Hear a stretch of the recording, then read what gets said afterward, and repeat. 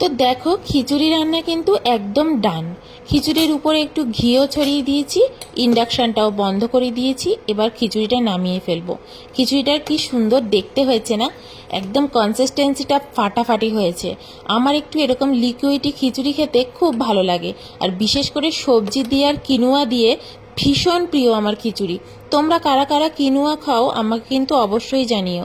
প্রচুর পরিমাণে নিউট্রিশন আর ফাইবার থাকে এর মধ্যে। তো চলো এবার হচ্ছে টেস্টের পালা। 1 চামচ খিচুড়ি গরম গরম নিয়ে মুখের মধ্যে পুরি দিয়েছি।